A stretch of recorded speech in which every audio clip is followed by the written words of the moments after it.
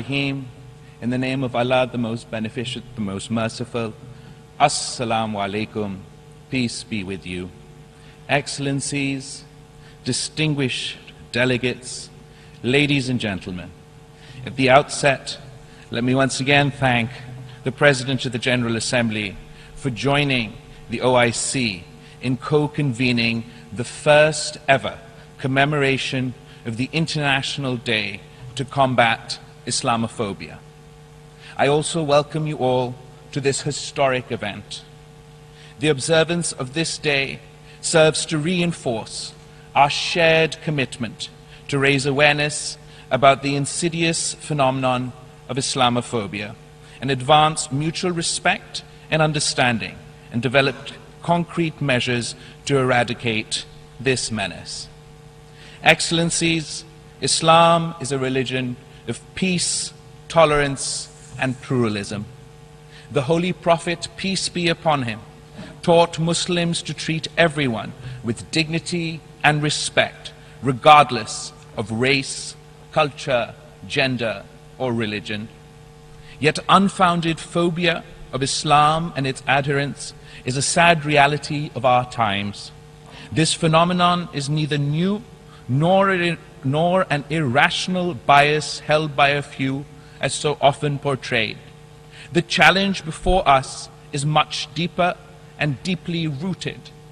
Since colonial times, the entrenched notion that depicts Muslims and their beliefs as cultural others, threats, and have served to perpetuate, validate, and normalize Islamophobia and anti-Muslim hatred. Since the tragedy of 9/11, animosity and institutional suspicion of Muslims and Islam across the world have only escalated to epidemic proportions. A narrative has been developed and peddled which associates Muslim communities and their religion with violence and danger.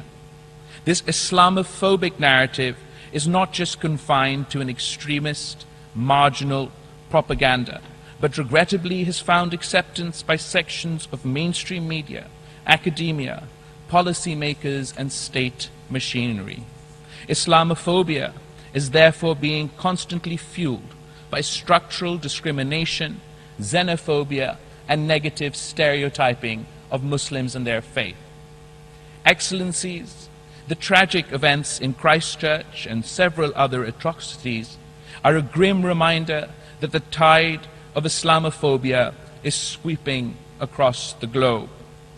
It is obvious in the manifestation of far-right and neo-fascist parties, in the open calls for the expulsion and exclusion of Muslims, in the politicization and censorship of the hijab, in the provocative burning of the Holy Quran, in deliberate defamation of our Holy Prophet, peace be upon him, and the vandalization of Islamic symbols and holy sites. We should not underestimate the resentment and sense of injustice felt by Muslims in reaction to such Islamophobic acts.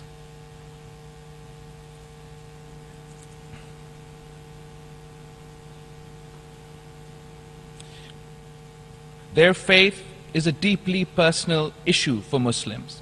The exercise of the right to freedom of expression carries with it responsibilities and obligations not to disseminate racist ideas or defame and ridicule religious symbols and religious personality.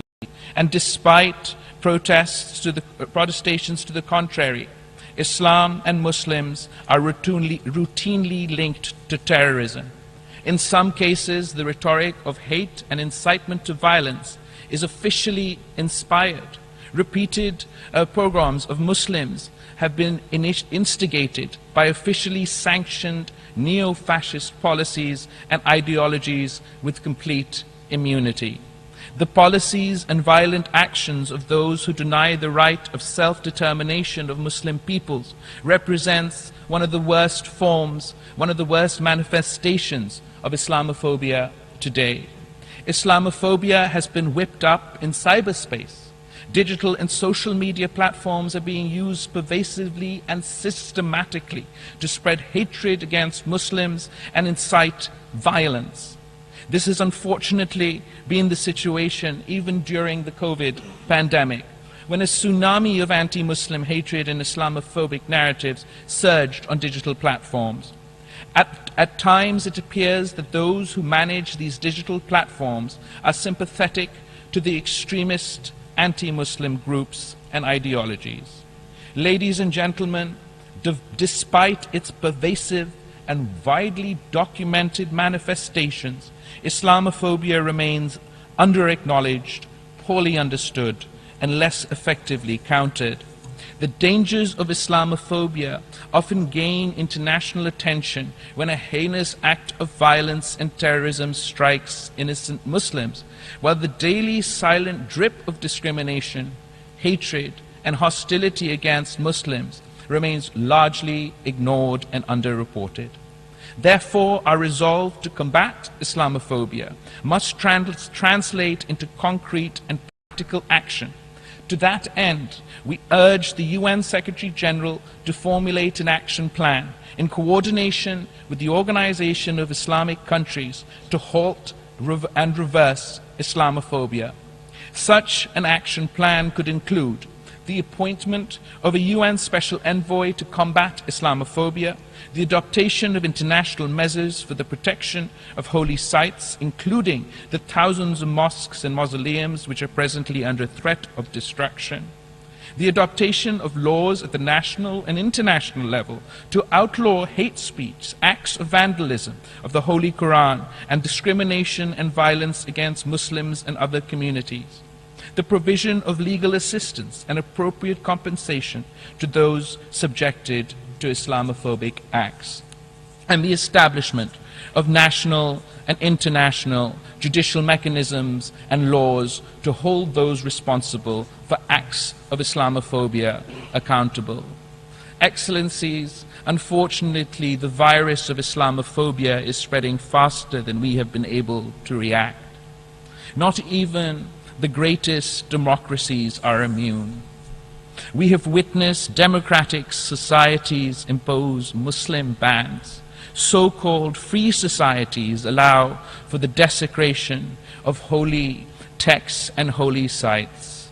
And even my region is not immune, with democratic secular societies under the threat of being transformed into religious, nationalist, and Islamophobic states.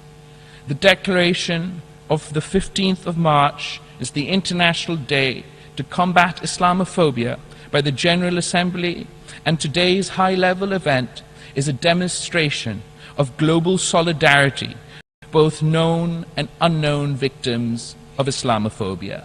Today, we must renew our resolve to build an inclusive society where different cultures and beliefs are celebrated and diversity is embraced. We can ill afford to ignore dangerous ideologies and acts dividing us as humanity. Let all of us, from any religion or creed, stand together in the fight against hatred, bigotry, and intolerance. I thank you. Bilawal Bhutto Zardari New York में Islamophobia से निपटने के लिए आलमी दिन की